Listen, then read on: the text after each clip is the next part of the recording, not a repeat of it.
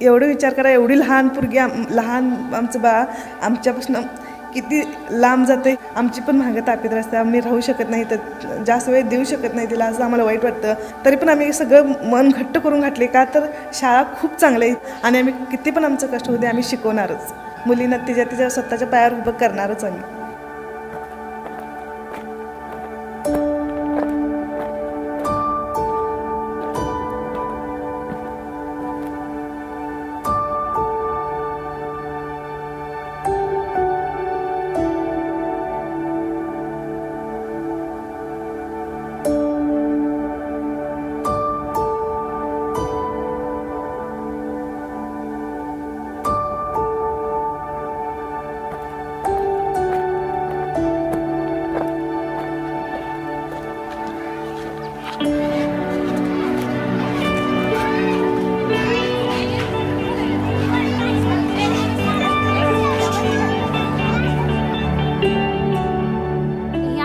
आपण जे मुलांना स्ट्रेस फ्री एज्युकेशन म्हणतोय ते खऱ्या अर्थाने देतोय. सकाळी ज्या वेळेला मुलं 10 वाजता शाळेला येतात एवढी आनंदित असतात, ते कुठलंच मूल रडत कधीच शाळेला येत नाही. 20-20 किलोमीटरवरून मुलं शाळेला येतात, 10 ते 4 इथं असतात, एकदम फ्रेश असतात.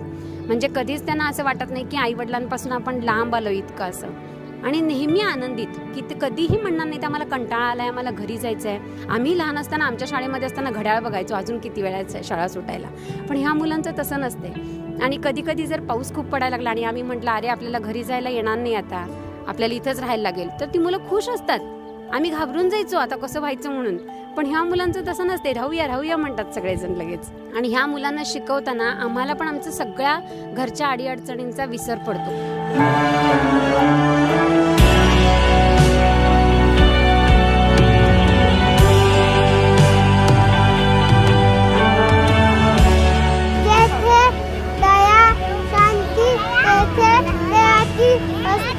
सहा महिन्यात एवढा सुंदर रिस्पॉन्स भेटला. स्वतः न सांगता रोज ध्यान करते तिथं बसून. तिचं पाहून मी या शाळेत आली की हिला एवढं यायला लागले आणि मला येत नाही.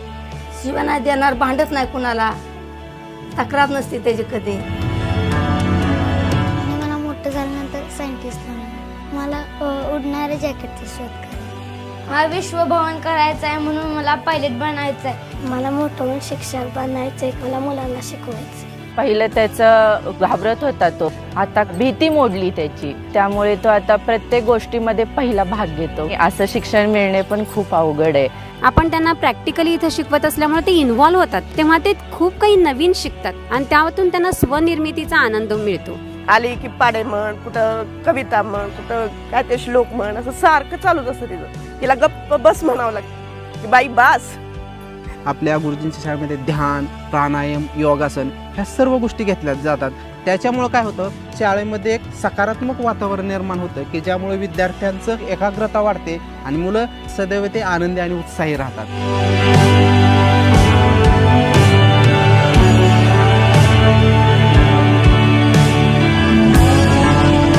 गुरुदेव कहते कि education it is not a teaching process, it is a learning process. तो इसको बहुत अच्छी तरीके से यहाँ पे ध्यान दिया जाता है. इसके कारण ये बच्चों में एक प्रभाव ऐसा बन गया है कि ये बच्चे जिस गांव से आते हैं, जिस घर से आते हैं, वहाँ पे भी बहुत बड़ा बदलाव हो रहा है. बहुत सारे पेरेंट्स ने बच्चों के कहने के कारण व्यसन छोड़ दी. तो छोटी छोटी चीज़ें हैं, इसी को शिक्षा हम कहते हैं. ना कि सिर्फ मार्क ज़्यादा मिले, ना कि वो पढ़ाई में ज़्यादा होशियार है, लेकिन साथ में समाज में उसका बिहेवियर क्या है.